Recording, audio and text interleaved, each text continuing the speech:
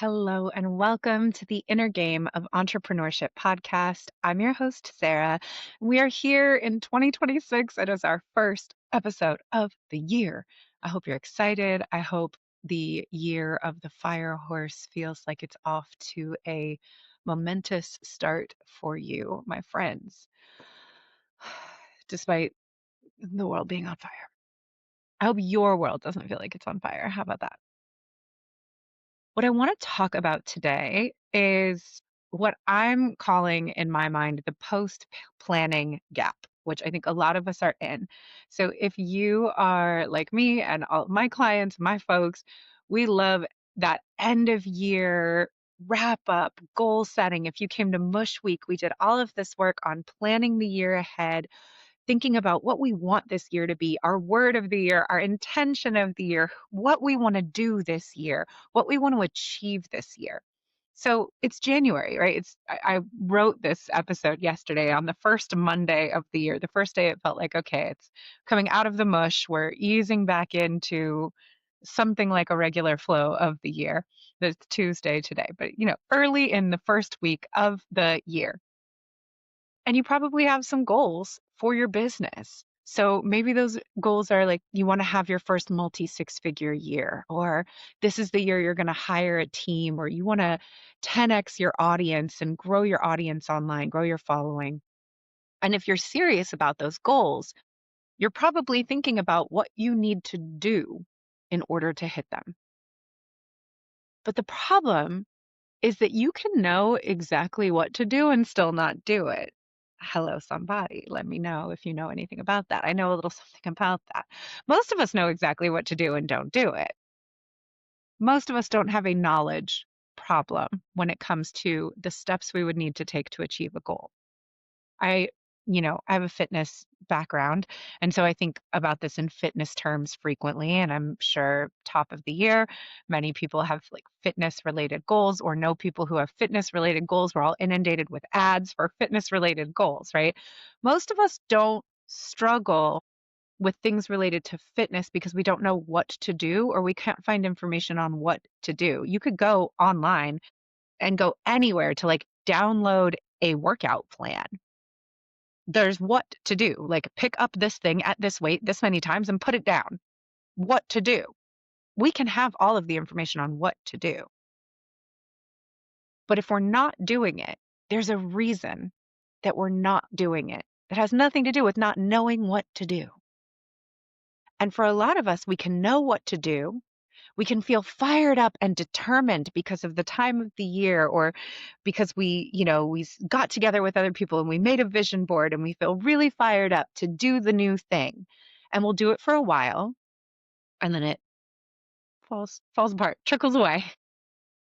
And this is why only they say 8% of people actually accomplish their quote unquote New Year's resolutions. I don't usually call my things New Year's resolutions. I set goals for the year. Whatever those are, only 8% of people actually accomplish them.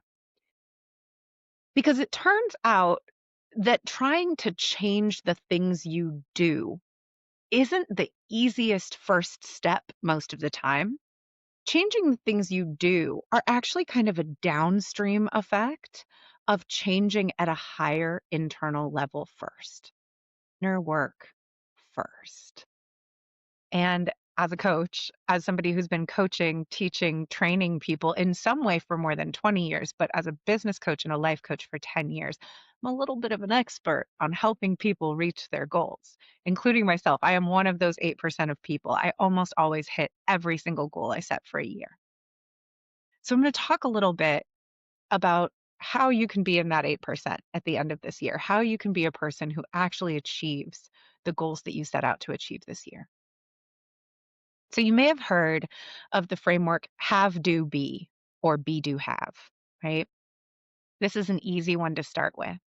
The way that most people think about change is if I just had more X, then I would do more Y, and then I'd be A. If I had more time, I'd go to the gym, and then I'd be a fitness person.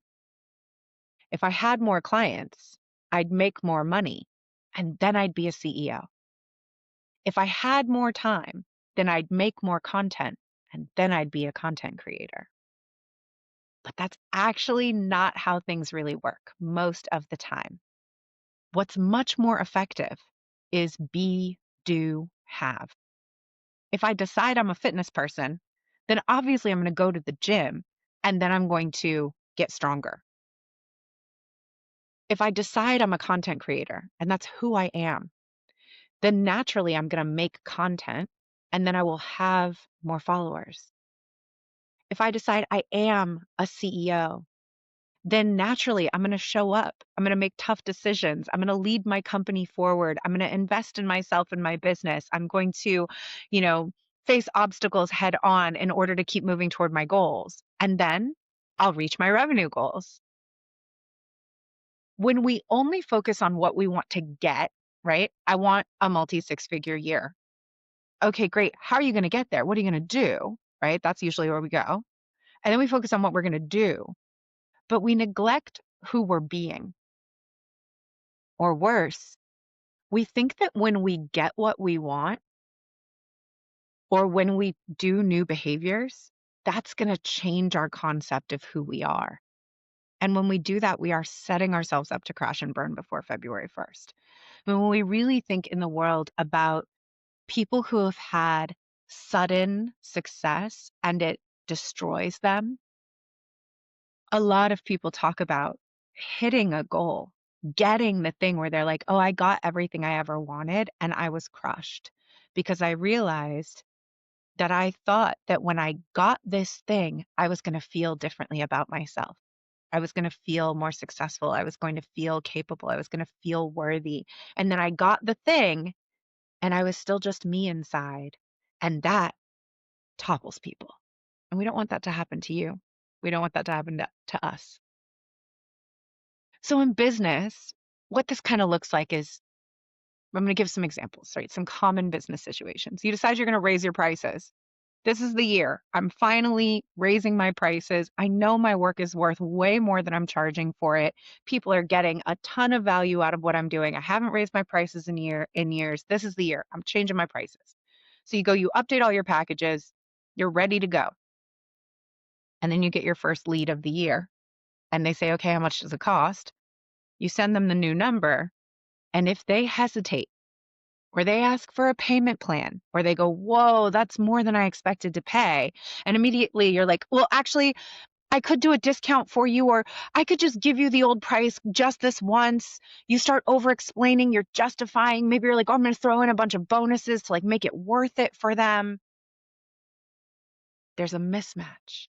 You tried to do the thing, but you weren't ready for the real world application of doing the thing. Say you're going to grow your following. So you commit to showing up consistently. You're like, I'm going to post every day. And the first week goes great and you're on fire and you sit down and maybe you batch all your content, you get it all out. But you're not really seeing a lot of engagement after a week. It's crickets, or you get a negative comment, or you start comparing yourself to somebody else. And then suddenly you're overthinking every post. You're second guessing all your content ideas. You slip for a few days because you're like, I don't know what to say. Or you get into like, well, it's not working anyway, so what's the point? And you go right back to barely posting by week 2, week 3. If it's building a team, you hire someone to take tasks off your plate and you're like, oh, this is the year. I'm delegating all this admin stuff. I'm doing something different this year. You hand stuff off, you feel relieved. And then they do a task slightly differently than you would, or they make a mistake and you just take all the work back. You're redoing all the work yourself. You're thinking it would just be faster if I do it myself. Or you don't even really delegate. And this person you hired is sitting around waiting for you to tell them what to work on, but you don't have anything to tell them because you didn't take the time to set up the systems for delegation. You just hired them hoping that having the person would like change everything. You can usually sustain behavioral change for a little while. For most people, it's about 2 weeks. And then you're going to hit a challenge. A client is going to push back. A team member is going to do something differently or need more support than you're prepared to give them. Or even like you're tired.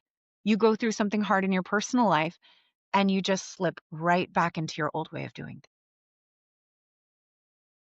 And it's not because there's anything wrong with your outcome goals or your behavioral goals. That's fine.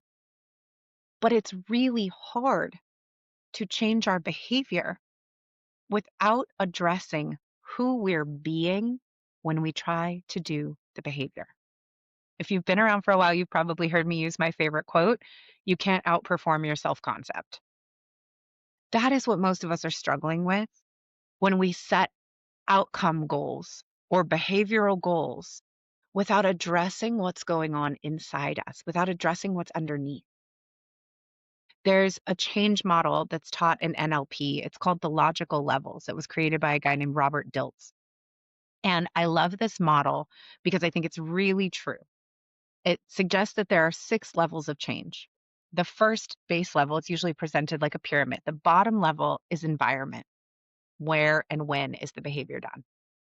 Or where and when are you? The second level at the base of the pyramid is behavior.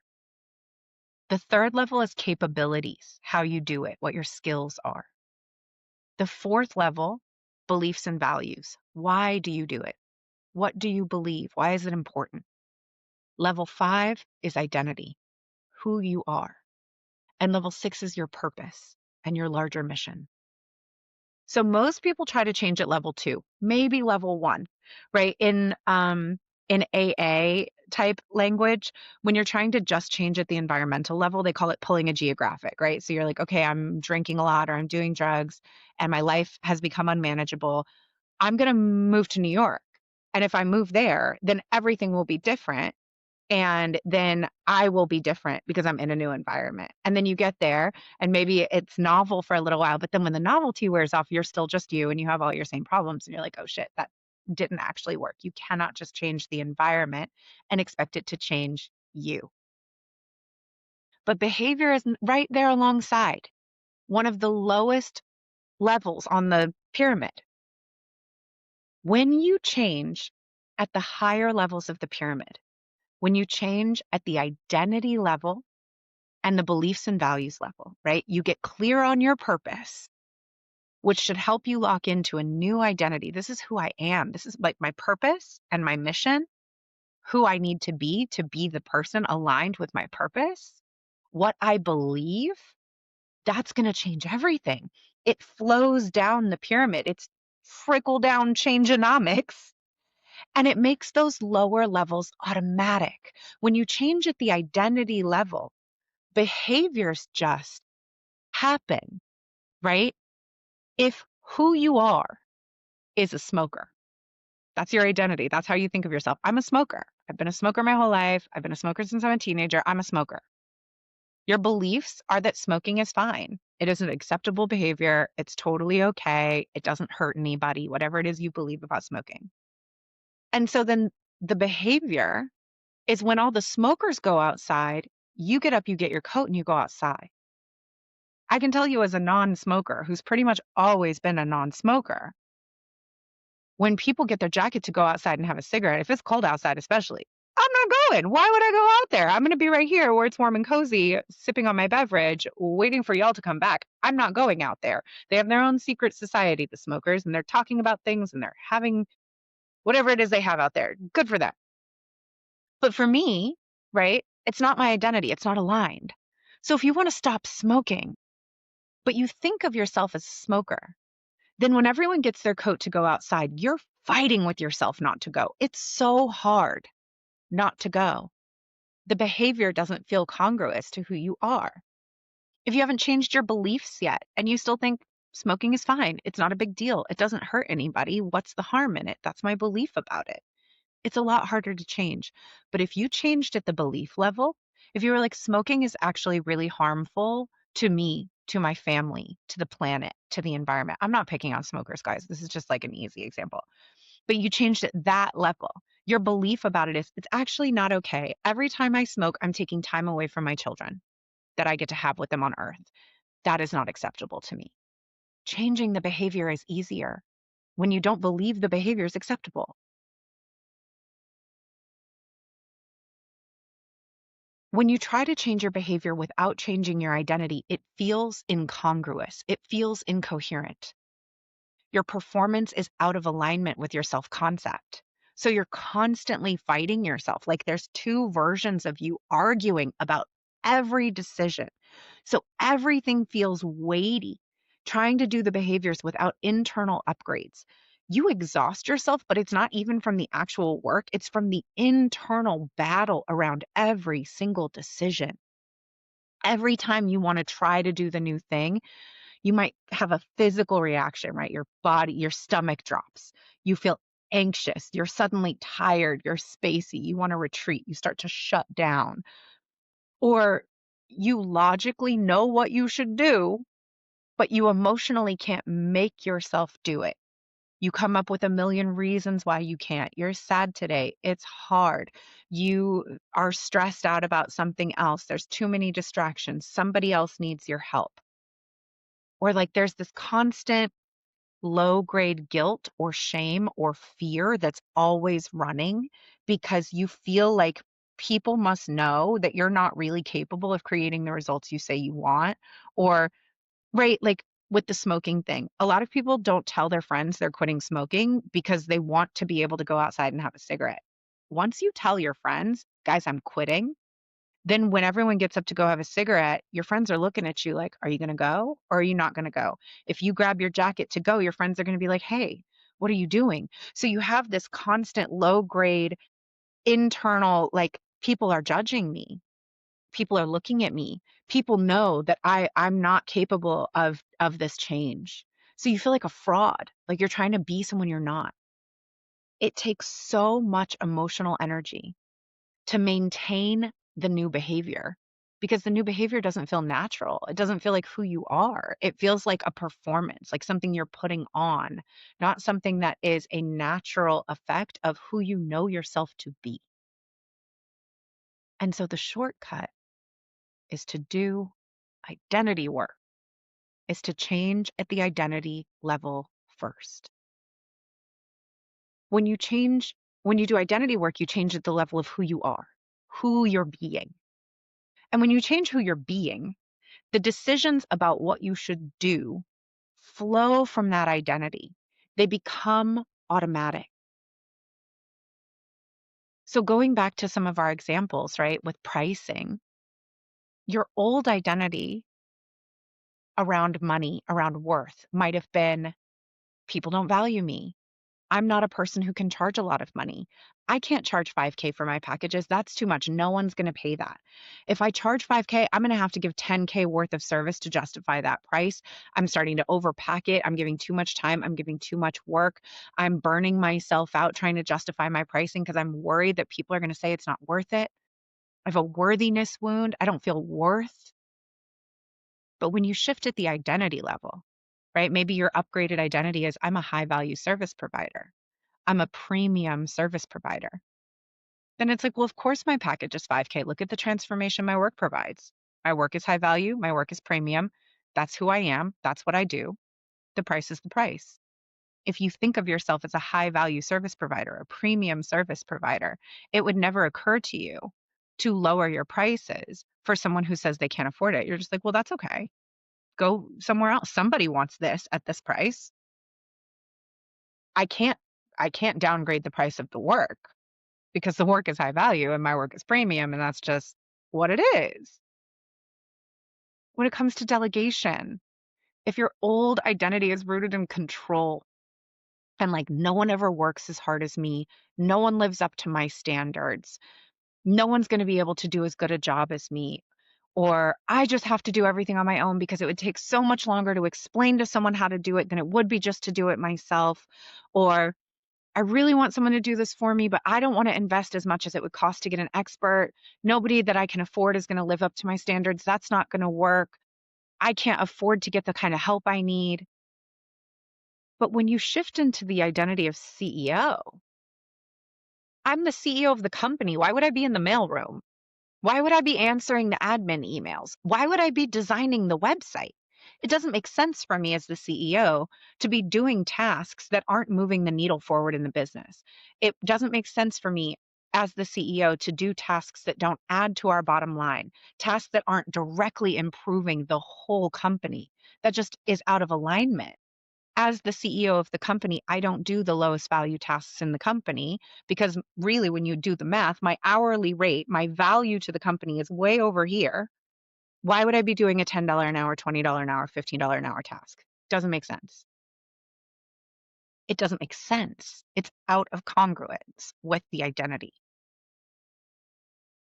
This is the work that I do with my clients. This is why I say that I'm a scaling strategist, but my edge, the reason you work with me and not someone who just gives you strategy, is that we're doing identity work so that you can implement the strategy, so that you can be the person who does the strategy so that you can get the results. Because without that piece, without that inner work piece, you're going to strategy hop, you're going to try things, they're not going to work right away, you're going to hit an obstacle, and you're going to just go right back to how you were doing things before. That is your old identity fighting for survival, right? Your subconscious safety patterns fighting to stay relevant and say, no, no, no, we're not that person. That's dangerous. We don't do that. Come back over here. So we have to do that inner work change. I do archetypal work with my clients. I use my Powerhouse archetype framework to help them see the patterns that they can't see in their behavior and what those patterns say about who they're being. And then offering upgraded identity models so that they can close the gap between who they are being, who they have been, and who they need to be in order to reach their goals. One of my deepest beliefs is that there's no such thing as like, that's just how I am. There's how you've been and what you've done. And like everything else is up for negotiation. We can change really anything with the right tools, the right framework, the right dedication, the right support. So what do you need to do about it? How do you get started doing identity work if you're not going to work with me in Powerhouse Mastermind or one-on-one, which you're always invited to do? So I'm going to give you some simple tools that you can start with. So first is you have to see the patterns because you can't change what you can't see. Most people are running their identity patterns subconsciously and unconsciously. They don't realize I'm being the person who needs everyone to like me, not the CEO who's willing and able to make hard decisions in order to reach our goals. I'm being the person who has to control everything, not the CEO who builds a stellar team and delegates effectively, right? I'm being the person who wants to make everybody happy and never be inaccessible, not the premium service provider. So you have to look at what are the patterns that show up. Maybe you saw yourself in some of the examples I gave today. Oh, every time I go to raise my prices, then I want to drop them the second a client shows up. Or every time I want someone to help me, I just redo their work. That's going to help you see, oh, okay, that's me. That's where I'm doing weird stuff. You have to get honest about who you're being right now in your business. What identity are you operating from? Am I being the people pleaser? Am I being the scared child? Who am I being? And then you have to decide who you need to be instead. Who do I need to be to reach my goals? If your goal is to scale to 500K or a million annual, what does the CEO who runs $1 million company actually look like? How do they think? How do they make decisions? How do they show up? Take out your journal, not right now if you're driving, but take out your journal and write it down. How does the 7-figure CEO version of me run their day? Right? How does the version of me that has this goal that's at this level, how do they run their day? Write everything down to the last detail. Especially, how do they think? How do they make decisions? How do they handle challenges? That's really the big one. How do they think? How do they make decisions? How do they handle challenges? And then you've made yourself a map. Here's who I'm being right now. Here's how I think. Here's how I decide. Here's how I handle challenges. Here's how this other version decides and thinks and handles challenges. So now you've just made yourself a map. of the inner work that you need to do. And now your work is to close that gap. And that is internal work. It's not strategy work. It's inner work. It will affect your ability to execute your strategy. It will affect your ability to hit your goal, but it is not strategy work. A new funnel won't get you there. You've got to close that gap. So what you do now that you've got the map is you do the things you can do right now. If the new version of yourself, the seven-figure CEO version of yourself gets up at 6:30 every day so that they can go to the gym, stretch, journal, pull a card, and have private time before they start working, if that's what they do that now. You can do that right now. You can start there. If the seven-figure version of you doesn't do admin work or social media, you're going to go get a social media manager. Do everything you can do right now. And then legitimize yourself in that new identity. Take yourself seriously enough to invest in support for the things you can't change on your own.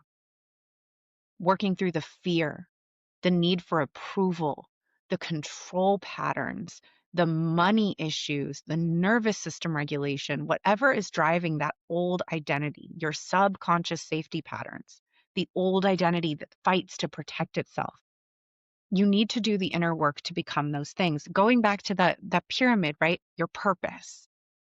If you're aligned with your purpose and who you are is the CEO of a successful company, then the behavior of I'm going to go get support so that I can capacity, capabilities, increase my skills is automatic. Why wouldn't you do that? Why wouldn't you do that? The old identity is the person who believes I'm not worth the support. I can't afford it. When you're aligned with your purpose and your identity, what do you mean you can't afford it? That's the only thing that matters. Your ability to execute is the only investment that's really important. And so doing whatever it takes to get yourself the skills, the support, the infrastructure that you need in order to operate at that higher level is the most important thing that you can invest in. It's the most important thing you can do.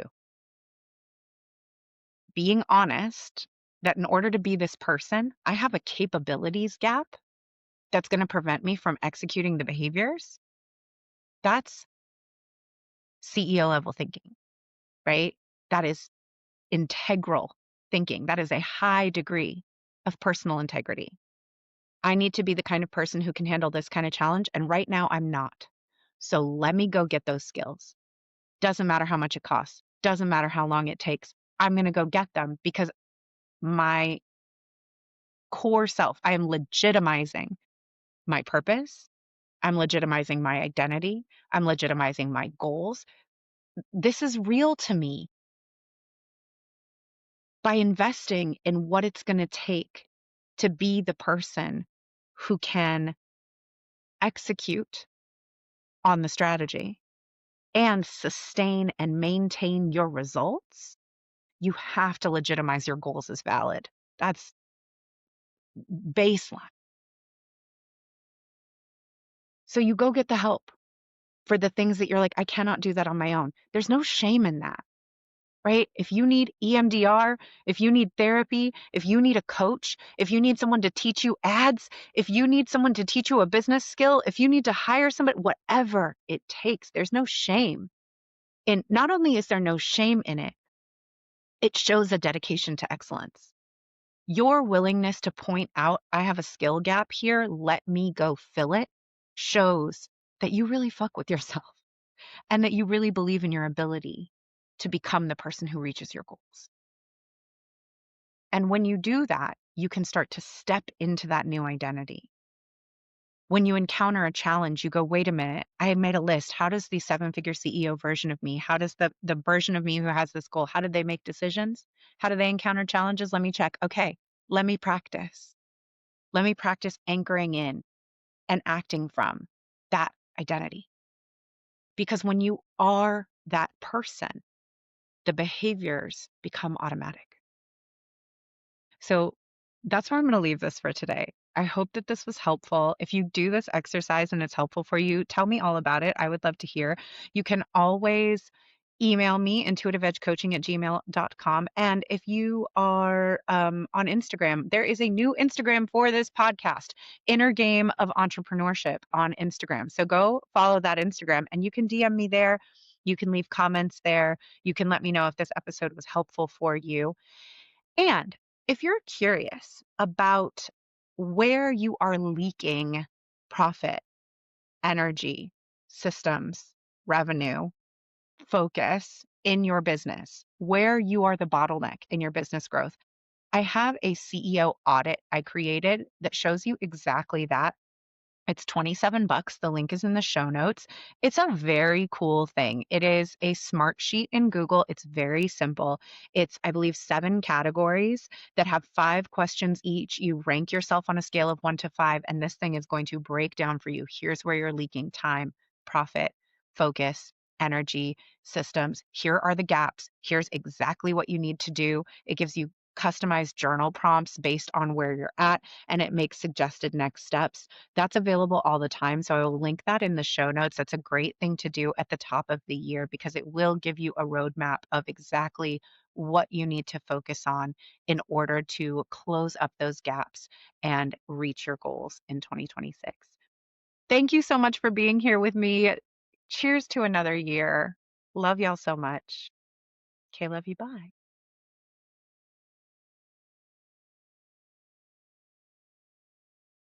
That's our episode for today. Thank you so much for taking the time to listen to this. I know there are so many things that you could be doing with your day, so many things you could be listening to, and it means so much that you are here in this community. If you enjoyed this episode, please take a moment, share it on social media, and tag me at Intuitive Edge Coaching. Share it with a biz bestie who you think needs to hear it and will appreciate it. And take a moment to to subscribe, and to leave a 5-star review wherever you are listening. It helps me grow this show, and it helps us grow and sustain this brilliant community of entrepreneurs dedicated to doing the inner work. Thank you so much for being here. Okay, love you, bye.